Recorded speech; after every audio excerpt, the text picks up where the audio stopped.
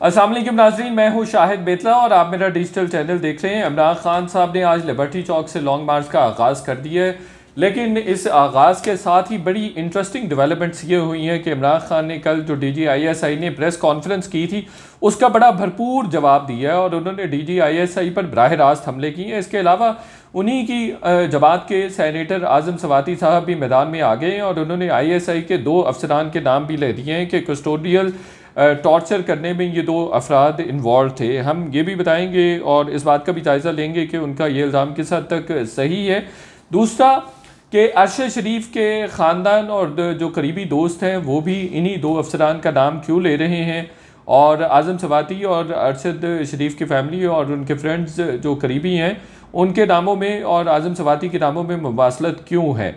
और फिर ये भी कि राना सनाउल्लाह की प्रेस कॉन्फ्रेंस सामने आई है, उसमें उन्होंने जो इल्ज़ामात हैं उससे इनकार कर दिया। आज इमरान खान साहब ने लिबर्टी चौक में जो लिबर्टी चौक से जो लॉन्ग मार्च का आगाज़ किया था, इब्तदाई तौर पर नंबर्स पूरे नहीं थे, नंबर कोई मुतासिर कुन नहीं थे और ना है, बल्कि अभी तो ये रिपोर्ट्स भी आ रही हैं कि इमरान खान साहब वापस अपने घर चले गए। शाहदरा पहुंचा था ये लॉन्ग मार्च अभी तक और फिर उस लॉन्ग मार्च को छोड़ के वो अपने घर चले गए। वो रात अपना शादमान वाले घर में गुजारेंगे और सुबह फिर उस लॉन्ग मार्च को ज्वाइन करेंगे।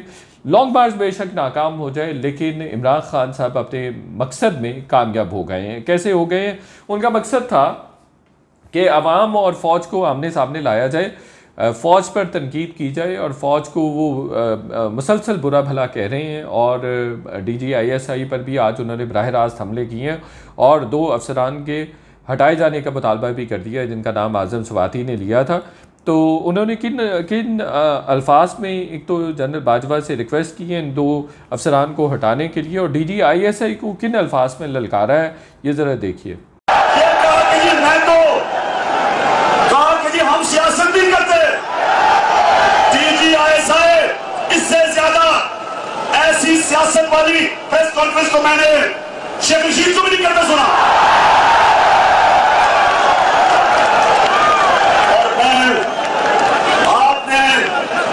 और आपने गैर जानबदार नहीं है सियासत उस प्रेस कॉन्फ्रेंस में।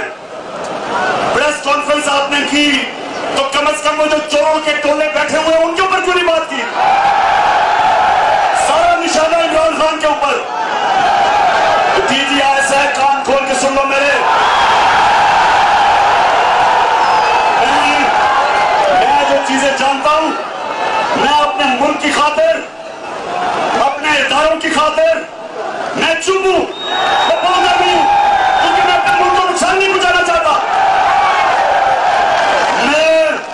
शरीफ की तरफ भगोड़ा नहीं हूं। जी देखिए, इमरान खान साहब कह रहे हैं कि जनरल बाजवा मरियम नवाज़ पर सेक्टर कमांडर कराची के ने उसके कमरे का दरवाज़ा तोड़ा था, तो उनके मुतालबा करने पर और बिलावल के मुतालबा करने पर इनफैक्ट आपने उसको रिमूव कर दिया था, रिट्रीव करवा लिया था ऑफिस से और फिर उनको बाद में सस्पेंड कर दिया, ये बाद में कोई और पोस्टिंग दे दी थी। तो अब जिन अफसरान के नाम आज़म सवाती ने लिए उनको भी रिट्रीव करें। आज़म सवाती के नाम भी आपको मैं सुनवा देता हूं कि उन्होंने क्या बात पूरी की है। लेकिन जो इमरान खान साहब ने बात की है DGISI को इस वीडियो में भी ललकारा है, वो कह रहे हैं कि DGISI कान खोल कर सुन लो, मैं बहुत सारी चीज़ें जानता हूं लेकिन मैं इदारे और मुल्क के मफाद में वो सारी बातें नहीं करना चाह रहा हूं। तो उन्होंने ये भी कहा है कि आपने चोरों के टोले के बारे में बात क्यों नहीं की? आपने जो कल प्रेस कॉन्फ्रेंस की, आपने कहा कि गैर जानिबदार है, सियासी नहीं है, लेकिन वो सारी की सारी सियासत पर थी और इस तरह की प्रेस कॉन्फ्रेंस शेख रशीद भी नहीं कर सकता। इस तरह की बात वो कर रहे हैं।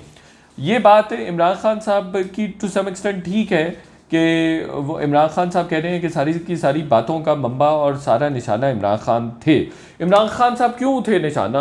ये बात उनकी बिल्कुल दुरुस्त है। इसलिए निशाना थे कि इमरान खान साहब मुसलसल झूठ बोल रहे हैं पिछले 6 महीनों से, 8 महीनों से, जब से उनसे इक़्तिदार गया है, फ़ारग हुए हैं इक़्तिदार से, वो मुसलसल ISI को, फ़ौज को तनकीद का निशाना बनाने हैं, फ़ौजी जो क़यादत है उसको तनकीद का निशाना बनाने हैं। देखते हैं कि जनरल बाजवा उनके कहने पर उनके जो आज़म सवाती सैनेटर हैं जो ये इल्ज़ाम धर रहे हैं कि ISI के इन 2 अफराद ने उन पर टॉर्चर किया है और कस्टोडियल टॉर्चर किया और उनको दंगा भी इन्हीं 2 अफराद ने किया। एक वो सेक्टर कमांडर का नाम ले रहे हैं और एक DGC का नाम ले रहे हैं। तो किन अल्फाज में उन्होंने कहा है कि इन लोगों ने मेरे ऊपर टॉर्चर किया है और वो रिमूवल की बात कर रहे हैं कि ये 2 अफराद मुजरिम हैं, इनको रिमूव किया जाए। देखिए ज़रा वीडियो। तवक्को करता हूं कि मेरे 2 मुजरम मेजर जनरल फैसल और सेक्टर कमांडर फ़हीम को फौरी तौर पर एक पाकिस्तानी शहरी, एक पाकिस्तानी सीनियर पार्लियामेंटेरियन के साथ मावराए कानून, आइन और अदालत ज्यादती और कस्टोडियल टार्चर का मुदावा करने के लिए अपने ओहदे से फौरी हटाया जाए, ताकि ये अपने ओहदों की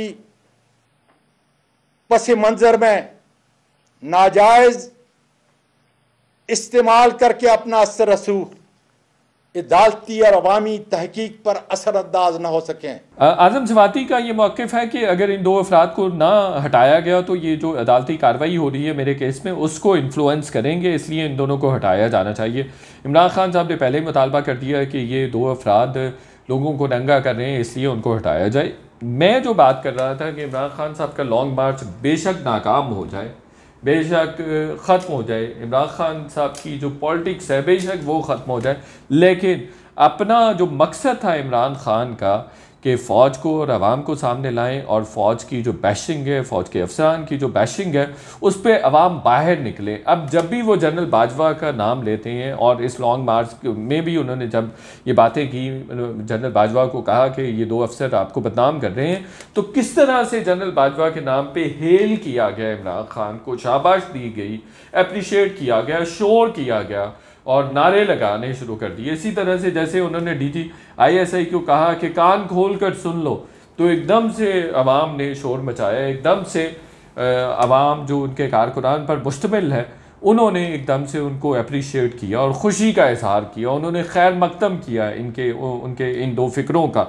तो इस तरह से वो अपने मकसद में कामयाब हो चुके हैं और अब सोशल मीडिया पे इंतहाई किस्म का तूफ़ान कोहराम बरपा है और मुसलसल इन शख्सियात के नाम लिए जा रहे हैं। कल की जो DGISI और DGISPR की प्रेस कॉन्फ्रेंस थी उसके हवाले से भी काफ़ी ज़्यादा शुरू होगा है और इन दो अफसरान को ना सिर्फ बल्कि बाकी 2 लोगों को, बहुत सारे दूसरे लोगों को भी मतून किया जा रहा है, तनकीद का निशाना बनाया जा रहा है, ओवरऑल फ़ौज को निशाना बनाया जा रहा है।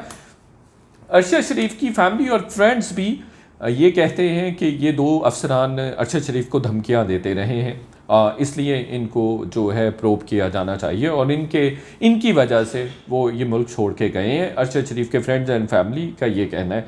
लेकिन यही सवाल मैंने जब DGISI से किया था, उन्होंने कहा था कि ऐसा नहीं है, मैं इत्तेफाक नहीं करता हूँ, ये अफसरान बिल्कुल इन्वॉल्व नहीं है, ये मेरा कोई भी मातहत आदमी इसमें इन्वॉल्व नहीं है कि अरशद शरीफ को जाने पर मजबूर करे, बल्कि उन्होंने ये भी कहा कि DG के साथ तो वो राबते में भी थे, तो उन्होंने इस बात की तरदीद कर दी थी। लेकिन उन्होंने ये भी बात कही थी कि मैं नहीं मानता कि लोगों को फ़ोन कॉल्स भी आती हैं, फ़ोन कॉल्स भी नहीं आती, वो भी ऐसे ही है, फ़ोन कॉल्स वाला भी लोग शोशा छोड़ते हैं, हमारे लोग जो हैं वो फ़नकार भी हैं, वो ये बात कर रहे हैं।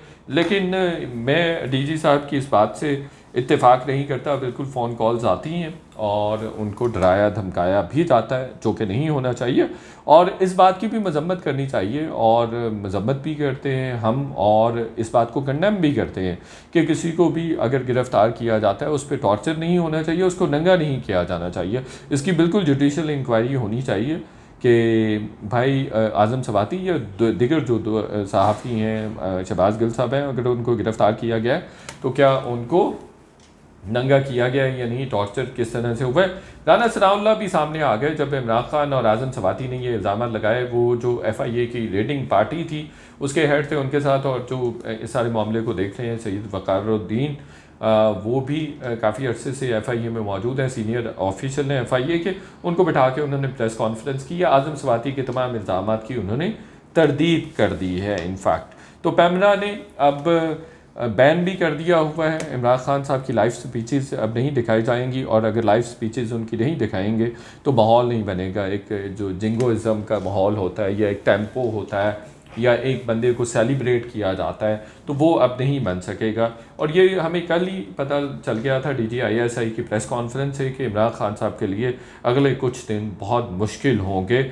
और मुश्किल होंगे इसलिए मुश्किल होंगे कि अब उनके साथ रियायत वाला मामला नहीं रखा जाएगा। बहरहाल आज़म सवाती हो या अरशद शरीफ की फैमिली हो या जो दीगर मुतालबात सामने आ रहे हैं, उनके हवाले से ज़रूर प्रोब होना चाहिए। हमारा फ़ौज एक बहुत ही प्रेस्टीजियस इंस्टीट्यूट है, उसको किसी भी तरह से मलाई नहीं होना चाहिए। और कोई इंडिविजुअल अपनी कैपेसिटी में काम करता है, और समटाइम्स होते हैं इंडिविजुअल्स जो आउट ऑफ द बाउंड्स जाके काम करते हैं, out of the institutional policy जाके काम करते हैं, तो उनको ना सिर्फ उनको कटहरे में खड़ा करना चाहिए बल्कि उनको प्रोब भी उनको करना चाहिए, उनको इन्वेस्टिगेट भी करना चाहिए और उनको एहतसाब का भी सामना करना चाहिए। तो जाते जाते आपको एक ख़बर देते हैं कि अहमद जवाद जो के वज़ीर आज़म के सोशल मीडिया के स्पोक्स पर्सन थे और सोशल मीडिया के स्ट्रेटजिस्ट थे, और बतौर स्ट्रेटजिस्ट उन्होंने PMLN और शहबाज शरीफ को ज्वाइन किया था, वो आज रिज़ाइन दे गए। और वो भी ये कह रहे हैं कि इस्टेब्लिशमेंट तमाम शॉट्स कॉल कर रही है, तो इसलिए फिर उन्होंने मारूसी सियासत के हवाले से भी बात की है, तो वो शायद डिलीवर करने में भी नाकाम हुए, इसलिए उन्होंने रिज़ाइन कर दिया। वीडियो अगर आपको पसंद आई है दोस्तों के साथ शेयर भी कीजिए और इसको फर्दर चैनल को सब्सक्राइब करने में भी मदद कीजिए। चैनल को सब्सक्राइब करना मत भूलिए। Thank you.